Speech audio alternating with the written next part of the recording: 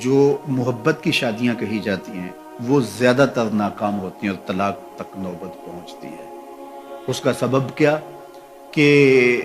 کچی عمر کے بچے اپنے جذبات سے فیصلہ کرتے ہیں اور ان کی نظر کے اندر صرف ایک دو چیز دیکھنے کی ہوتی ہے جس سے وہ فیصلہ کرتے ہیں، لیکن کہنہ مشق اور گرم سرد چشیدہ والدین اس بات کو جانتے ہیں کہ ہماری اولاد کی ترجیحات کیا ہیں اور جو ہے وہ ازدواجی زندگی کیسے خوبصورت گزرتی ہے۔ اس لیے وہ جو فیصلے کرتے ہیں وہ فیصلے جو ہے وہ بہت اچھے ہوتے ہیں۔ کبھی ایسا ہوتا ہے کہ اولادوں کو اللہ تعالیٰ فہم، فراست اور عقل و خرد کی فراوانیاں نصیب کر دیتا ہے اور والدین واقعتاً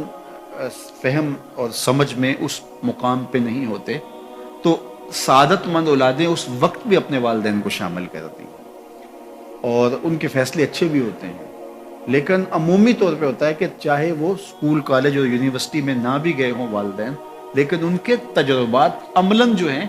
وہ زیادہ ہوتے ہیں۔ اسی لیے فرمایا گیا سید عائشہ رضی اللہ تعالیٰ عنہ سے مروی روایت ہے، ایما امرأۃ نکحت بغیر اذن ولیہا فنکاحها باطل فنکاحها باطل فنکاحها باطل، 3 مرتبہ فرمایا جو خاتون اپنے ولی کی اجازت کے بغیر نکاح کرتی ہے اس کا نکاح باطل ہے، اس کا نکاح باطل ہے، اس کا نکاح باطل ہے۔ تو عمومی طور پہ وہ نکاح جو ہیں وہ ناکام ہو جاتے ہیں، اس لیے کہ وقتی جذبات سے وہ رشتے جڑتے ہیں اور وہ ایک خاص عمر تک وہ جذبات ہوتے ہیں، لیکن اس کے بعد وہ رشتے ٹوٹ جاتے ہیں۔ ماں باپ کو پوری ترجیحات اور پوری زندگی کے سارے نشیب و فراز کا علم ہوتا ہے اور وہ ساری چیزیں سوچ سمجھ کے کوئی چیز جو ہے وہ طے کرتے ہیں۔ اس میں بعض اوقات ایسا بھی ہوتا ہے کہ والدین بچوں کی ترجیحات دیکھے بغیر اپنی خواہش کو مقدم کر لیتے ہیں، تو یہ چیز بھی تناؤ کا سبب اور طلاق کی نوبت تک پہنچا دیتی ہے۔ یعنی بعض اوقات ماں باپ کو ضد ہوتی ہے کہ میں اپنے رشتہ داروں میں ہی اپنے بچے کا نکاح کرنا ہے اور وہ بیٹی جو ہے اس کا مزاج نہیں جڑ رہا ہوتا، تو یہ خواہش اچھی ہے، لیکن اگر ان کی زندگی تلخ ہوگی تو اپنی خواہش کو اولاد کے لیے قربان کرنا ہوگا۔ بہرحال جو بھی ذرائع ہیں طلاق کے، جو بھی اسباب ہیں، محرکات ہیں، نتیجہ اگر طلاق تک پہنچ جائے، مرد کو پھر بھی اس کی مردانگی روک رہی ہوتی ہے اور عورت بلا جھجک جب وہ جذبات میں آتی ہے تو وہ طلاق مانگنے میں دیر نہیں کرتی، اور بہت ساری طلاق جو جذباتی ماحول میں ہوتی ہیں اس میں قصور خاتون کا ہوتا ہے کہ وہ طلاق مانگتی ہے۔ تو عورت کو کبھی بھی طلاق نہیں مانگنی چاہیے، ہاں اگر واقعتاً اس کا استحقاق بنتا ہے، وہاں زندگی گزارنا مشکل ہو گیا ہے، تو وہ عدالت میں رجوع کر کے خلا لے سکتی ہے۔ لیکن یہ عورتیں جو ڈٹ جاتی ہیں کہ ٹھیک ہے مجھے بھی فارغ کرو، میں ایک لمحہ اس گھر نہیں رہنا چاہتی، یہ گھر میرے لیے جہنم ہے، اور یہ اس کی بہنوں کے سامنے، اس کے بھائیوں کے سامنے، اس کے خاندان والوں کے سامنے اس کو یوں للکار رہی ہوتی ہے، تو پھر وہ طلاق دے دیتا ہے۔ اور بعض کا وجہ نہیں ہوتی کہ وقتی تناؤ ہوتا ہے۔ تو حضرت امام ابو داود نے حضور کا یہ فرمان لکھا ہے کہ آقا کریم نے فرمایا کہ جو خاتون بغیر عذر کے اپنے شوہر سے طلاق مانگتی ہے وہ جنت کی خوشبو بھی نہیں پائے گی، اور جنت کی خوشبو 500 سال کی مسافت سے آنا شروع ہو جائے گی۔ تو جو بغیر عذر کے اپنے شوہر سے طلاق مانگتی ہے، تو یہ بات ذہن میں رکھیے گا کہ عورت نہیں چاہتی کہ یہ اس کے وقتی جذبات ہوتے ہیں، وہ یہی چاہتی ہے کہ میں سرخ جوڑے میں اس گھر میں آئی ہوں تو سفید کفن میں واپس لوٹوں اس گھر میں۔ اور عورت کی آرزو ہوتی ہے کہ میرا شوہر جو ہے وہ مجھ کو جو ہے وہ خود اپنے ہاتھوں سے جو ہے وہ لاحد میں اتارے۔ میرے حضور صلی اللہ علیہ وسلم نے عورت کے اس جذبات کا لحاظ کرتے ہوئے ایک دن سیدہ عائشہ سے کہا کہ عائشہ اگر تو انتقال کر جائے میں تجھے خود کفن دوں، خود لاحد میں اتاروں۔ تو حضرت عائشہ رضی اللہ تعالیٰ عنہ کی چشمان اقدس سے آنسو آ گئے کہ یہ اگر ہو تو میرے لیے سے بڑا کیا احساس ہے کہ میرا شوہر میرا خود جنازہ پڑھے اور خود مجھے کفن دے اور خود مجھے لاحد میں اتارے۔ تو گھر ٹوٹنے سے بچیں، اور میاں بیوی کا جس طرح یہ دنیا میں رشتہ ہے تو یہ رشتہ آخرت میں بھی قائم رہے گا، اور جب خاتون جنت میں جائے گی تو یہ جو ہے وہ ان حوروں کی جو مرد کو جنت میں عطا کی جائیں گی، یہ ان کی سردار ہوگی، اور اس کا حسن و جمال ان سے فراواں ہوگا، اور اللہ تعالیٰ اس کو وہاں جو عزتیں دے گا،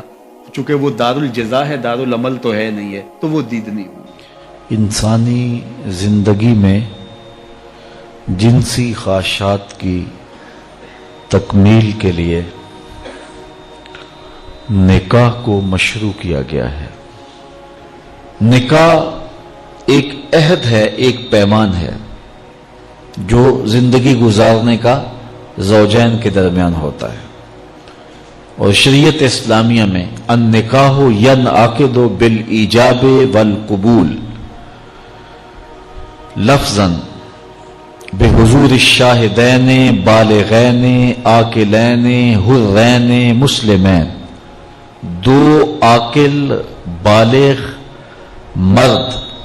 آزاد مرد یا ایک مرد اور دو مردوں کی موجودگی میں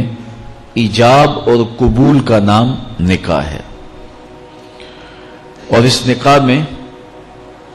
مہر مقرر کیا جائے، اور وہ مہر مرد کی حیثیت کے مطابق ہو۔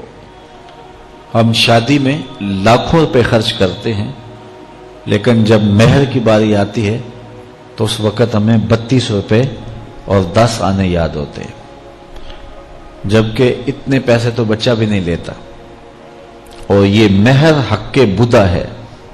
یہ عورت کا حق ہے، تو یہ کشادگی کے ساتھ حق مہر پیش کرنا چاہیے، اور عورت کا حق ہے۔ دو گواہوں کا موجود ہونا، اور پھر نکاح اعلانیہ ہونا چاہیے۔ حضور نے ارشاد فرمایا اعلنوا ھذا النکاح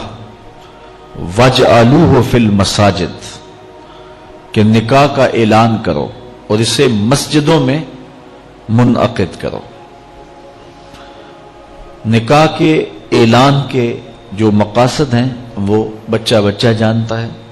تاکہ جب زوجین چلیں گے آئیں گے کہیں بیٹھیں گے تو لوگوں کو پتہ ہوگا کہ ان کا نکاح ہوا ہے،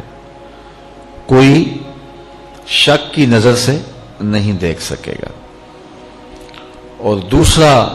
ارشاد فرمایا اس کو مسجدوں کے اندر منعقد کرو،